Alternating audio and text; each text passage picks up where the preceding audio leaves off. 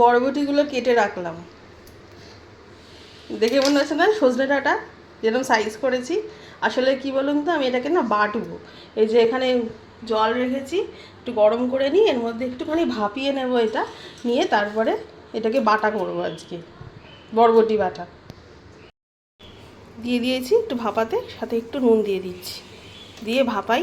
আসলে এইটা জানেন তো, এইটা একবার বরবটি শুকিয়ে যাচ্ছিল বলে ফ্রিজে পড়েছিল, তা আমি এই রান্নাটা করেছিলাম। তারপর থেকে এখন এত পছন্দ হয়েছে সবার, যে এখন জ্যান্ত বরবটিগুলো আমরা এরকমভাবে অনেক সময় খেয়ে নিচ্ছি। কেমন আছেন বন্ধুরা? আশা করছি সবাই ভালো আছেন। আমার একদিন প্রতিদিনের আরেকটা নতুন ব্লগে আপনাদের সবাইকে স্বাগত।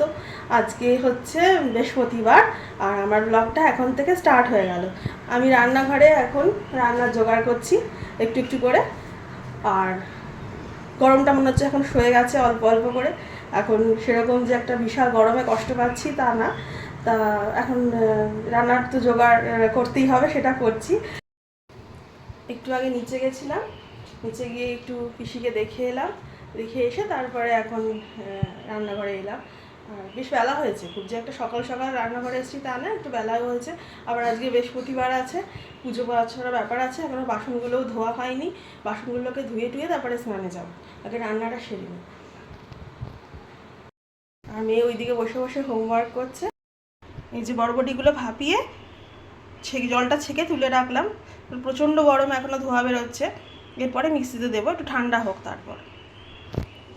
বরবটিটা ঠান্ডা হতে হতে বাবাকে একটু চাটা দিয়ে আসি।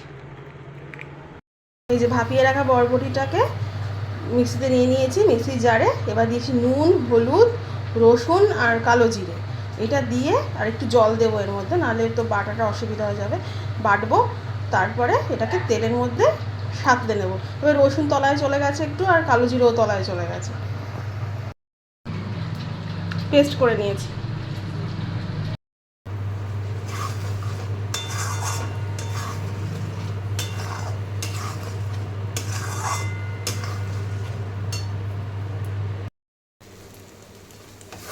আমি না বাটার মধ্যে আসল জিনিসটা কাঁচা লঙ্কাটাই দিতে ভুলে গেছিলাম জানেন। পরে আবার কাঁচা লঙ্কা একটু পেস্ট করে আলাদা করে দিয়েছি।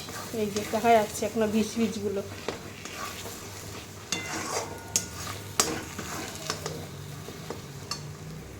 হয়েই এসেছে প্রায়।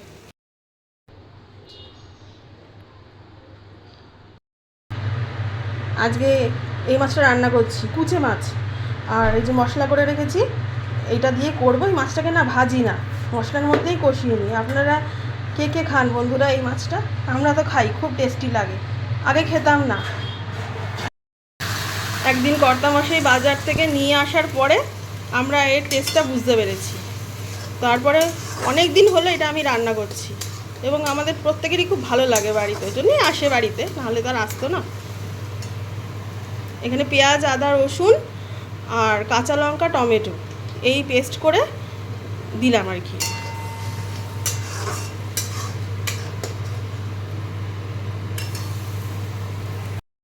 মশলাটাকে না একটু কষিয়ে নিয়েছিলাম, তারপরে যে ওই নুন হলুদ মাখিয়ে যে মাছটা রেখেছিলাম সেটাকে এর মধ্যে দিয়ে দিলাম, দিয়ে এবার এটার সাথে কষাবো মাংসের মতো। আর একটু নুন দিয়ে দিচ্ছি, নুনটা সাবধানে দিচ্ছি কারণ মাছের মধ্যে নুন মাখিয়ে রেখেছিলাম। আর দেবো হচ্ছে হলুদ, আর কাশ্মীরি লঙ্কার গুঁড়ো একটু রং হওয়ার জন্য দিলাম। দিয়ে এখন থেকে বেশ কিছুক্ষণ কষাবো।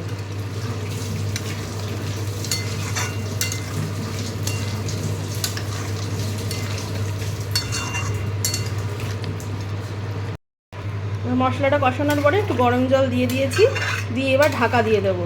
এটা মাছটার কিছুই না, ওটা কিন্তু বেশিক্ষণ সেদ্ধ করতে হয়, ব্যাস তাহলেই হয়ে যাবে।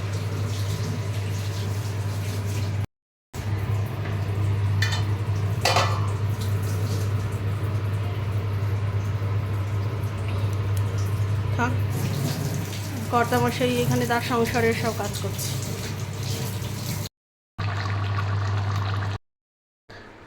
নামিয়ে নিলাম। এটাকে আরেকটু কষাও রাখা যেত, কিন্তু যেহেতু ডাল টাল করিনি তাই একটু ঝোল রাখলাম। তুই শুরু কর, দাদু আসছে। উঠছিস কেন আবার?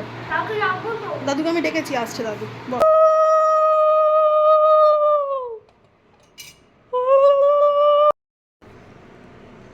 বড়দা রোজ পুজো দেয়, নিজের ঠাকুরকে পুজো দিয়ে, আর প্রত্যেক দিন আমার জন্য এইভাবে ফুল মানে তুলসী পাতা যা থাকে সমস্ত কিছু ধুয়ে টুয়ে সাজিয়ে গুছিয়ে রেখে দেয়। আমি পুজোর আগে গিয়ে নিচ থেকে নিয়ে আসি।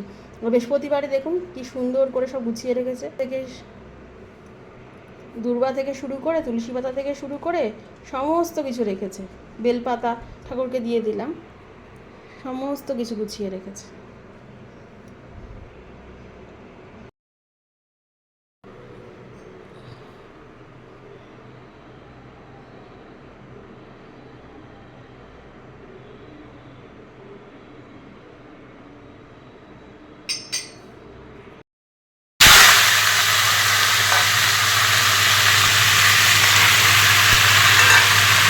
তেলটা বেশি জ্বলে গেছে। আমি রান্নাঘরের বাইরে গেছি, তেলে লঙ্কা আর পাঁচফোড়নটা দিয়ে ঘরে কথা বলতে গেছি, আর আমার খেয়াল নেই যে আমি গ্যাসটা পুরো বাড়িয়ে দিয়ে গেছি, একটু বেশি জ্বলে গেছে ওই জন্য তেলটা আর লঙ্কাটা। এই রাতের তরকারিটা করে দিই তাহলে হয়ে যাবে। আজকে তো সেরকম কিছু নেই, রাতের সবজি তরকারিটা করছি, মাছ আছে। তা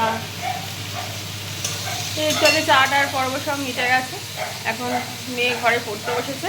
তা আমিও একটু ছিলাম ওর সাথে, যেমন তুই বর আমি একটুখানি তরকারিটা রাতের করে আসি, তারপরে তো হয়ে গেলে হয়ে যাবে। সবাই রাতের যেরকম খাওয়া দাওয়ার জোগাড় শুরু হয়ে যাবে।